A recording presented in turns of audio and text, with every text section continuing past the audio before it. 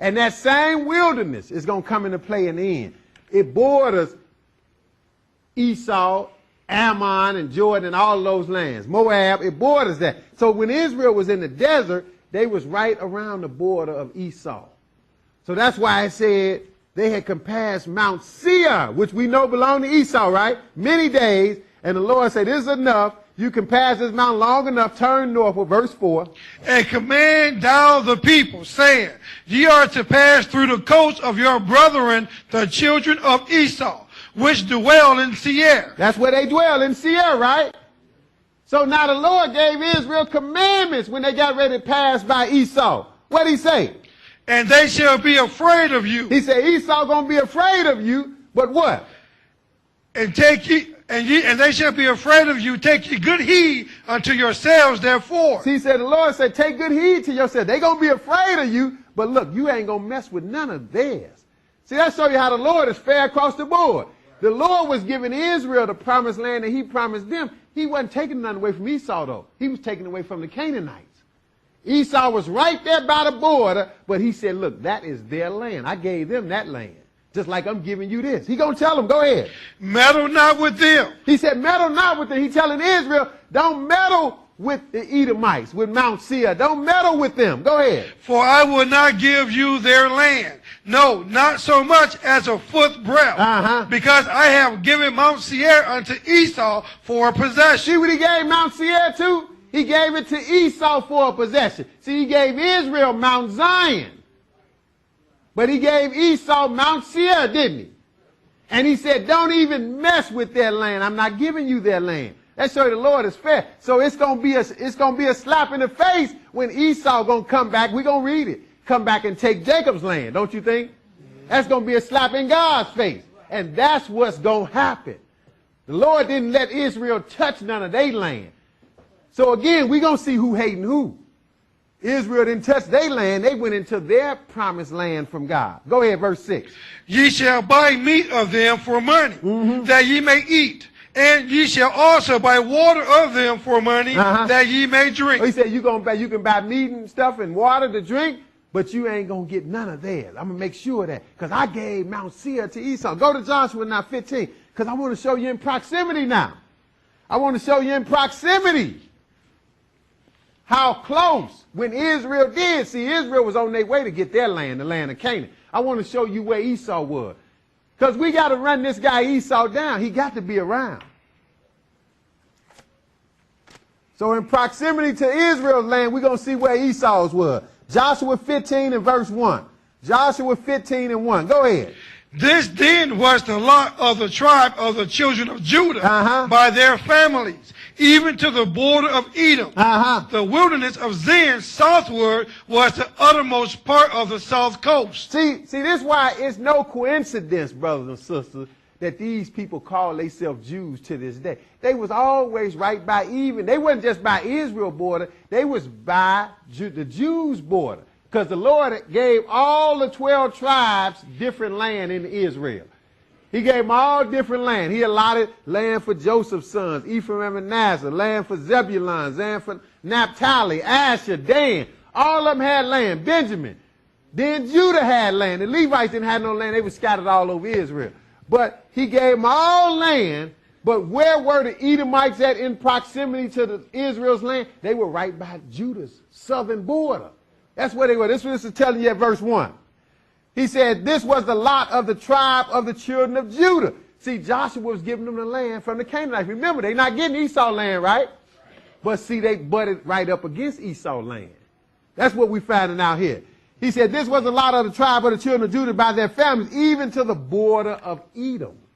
The wilderness of Zin southward was the uttermost part of the south coast. Now, skip down to verse 21. Read 21. He's going to say it again a little clear. Go ahead. The uttermost cities of the tribes of the children of Judah toward the coast of Edom southward was Kabzeel and Eder and Jagur. See, he even give you the cities in the south. See, Judah, all the tribes, they really were like states. Then they had cities within those tribes. So he said the uttermost cities of the tribe of the children of Judah toward the coast of Edom. Keep missing the coast of Edom, because Edom was just south of Israel's border, and Judah, the tribe, was the southest tribe in the nation. They were at the south. So he said, the uttermost cities of the tribe of Judah, children of the tribe of Judah toward the coast of Ephraim southward, were Kazael and Eder and Jahar. So these cities went right up against Judah, Edom's border, even though they were cities of Judah. Now you say, well, what they got to do with anything? Now we're going to go to some history, Atlas of the Bible. We're going to go to Atlas of the Bible, because they was always close to Israel. See, this how they can, when we go into slavery, they can end up taking over and calling it their land. And even we're going to find out from this history right here how they would even know how to practice some of the practices that we practice, the religious practice, how they would know that. This is how they would know that. Atlas of the Bible. This on the handout should be on the back of your lesson. Page 160. We're going to pick it up at the second paragraph. That's our other links. We really don't run all that, but we'll read that. Start there. Atlas of the Bible. Other links. Go ahead. Other links to the sea were established with the taking of Jemana and Ashertoth. Also the cities of Medaba in the Transjordan was reduced after a long siege. Thus a portion of the king's highway connecting Damascus. Okay, I tell you what, I'm sorry. We'll start from the top. Read that Antiochus at the top. Antiochus the 7th. Antiochus 7 was killed in battle in 129. Okay, now this is 129 BC, so I'm just giving you a reference of the time we at. So this is what it's talking about. Israel had already been in the captivity some, but they kept coming back trying to, God let them come back and try to regroup things. Now remember, Edom is at their southern border, right? So now when he naming all of these links that was going on when Israel was fighting the Greeks at this time, they over here on this map to the right. So you got this map to the right, and it show you the land of Israel. And it show you, see, Israel has split into two separate entities back in the 700 BC. They split into, the 10 tribes was up north called Israel, and the 2 tribes were in the south called Benjamin, called Judah. Benjamin was with Judah. So that's why you got Samaria big on the map, because that was the capital of the 10 tribes. And that's why you got Judea big on the map, because that was the capital in the south of the 2 tribes. See, they was a split nation by then, after Solomon died. Okay, so you got Samaria and Judea, the 2 main capitals. But Judea is obviously in the south. That's why it's on the bottom, right? But then under Judea, what do you see? You see another capital for somebody. You see Idumea, right? You know what Idumea is? That's Edom. That's the Greek word for Edom. That's who that is. And we're going to find them in the Bible. See, older maps before this one, it wouldn't have Idumea. It just have Edom, because the Greeks called them Idum. But Edom, Idumea and Edom is one and the same. Understand that. And the Bible going to confirm that. So now when he's giving you all of these numbers and stuff, like he said, other links to the sea were established with the takeover of Geminus 7. So you can see all those countries. This is when some of the Israelites were still trying to fight these Greeks. But I want to get to the point, skip down to 125, about 125, the middle of that paragraph. Go ahead. By 125, Hyrcanus had annexed part of Samaria and all Idumea. The conquest of Idumea meant that the easy southern approaches to the hills country of Judah, which the Seleucids had used repeatedly, were secure. Okay, now this is an Israelite, this Hyrcanus. See, they trying to keep the Greeks off. See, so what they realized they need to do, see, they knew Edom was some backstabbers. They knew Idumea was some backstabbers. They said, look, we got to get these cats into subjection before we can do anything.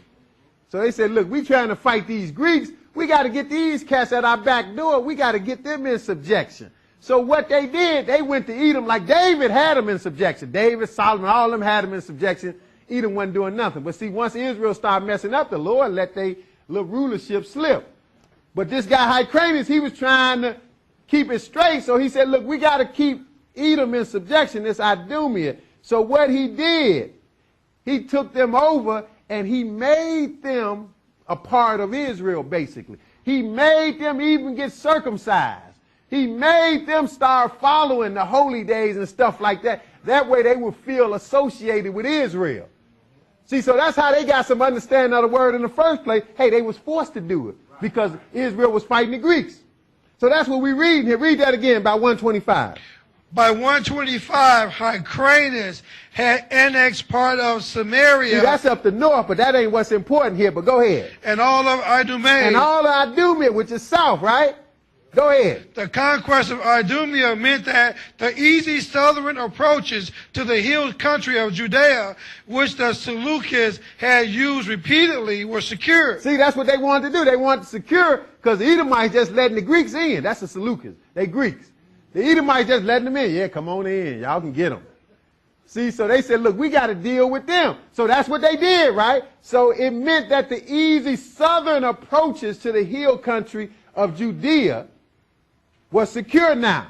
Go ahead. Let's see what he said about the people in those territories. Go ahead. The people in these territories were forced to accept Judaism. Oh, see, they made the Idumeans, or Edomites, which is our twin brother, but they still a different nation. They made them a part of the religion.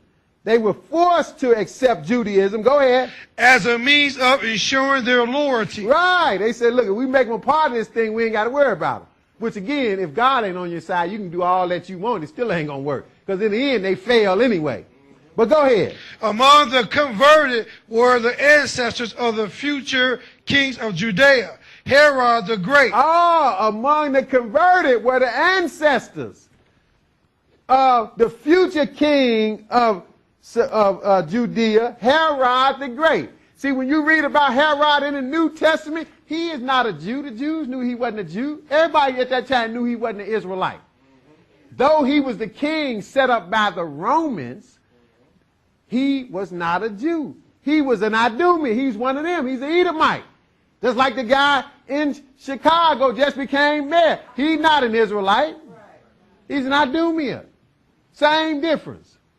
But now, it said these people in these territories were forced to accept Judaism as a means of ensuring their Lord. Among the converted were the ancestors of the future king of Judea, Herod the Great. So that means he wasn't an Israelite, he was an Idumea. Go ahead.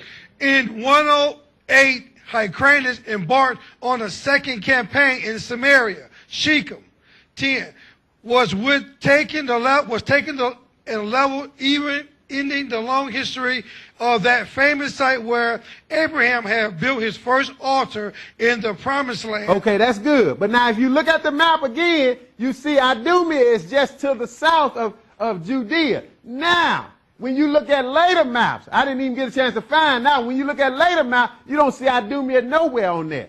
You just see all Judea. Because, see, that's what they did when they took over. Hey, they got Idumea out the picture. You don't even think about Idumea no more. You don't think that Edom has even ever been in existence because they just call it all Judea.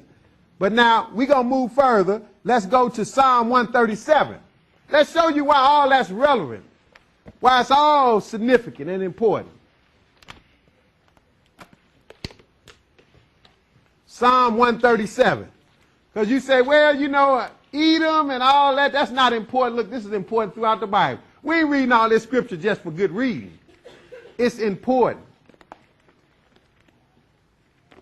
See, and you need to understand about Israel because you can't even fully grasp prophecy and what the Lord is getting ready to do to this world unless you understand who the real Israel is. And to understand who the real Israel is, you need to understand Edom, that Edom has usurped Israel and is calling himself the Jew now. See, if it didn't matter, Jesus wouldn't be talking about it all the way down to Revelation. If it didn't matter. People say, oh, it don't matter who it is and what color they are. Well, if you've been lied to, it do matter. You need to know the truth. The truth will set you free. 137. If you know, no, it don't matter. Psalm 137 and 1.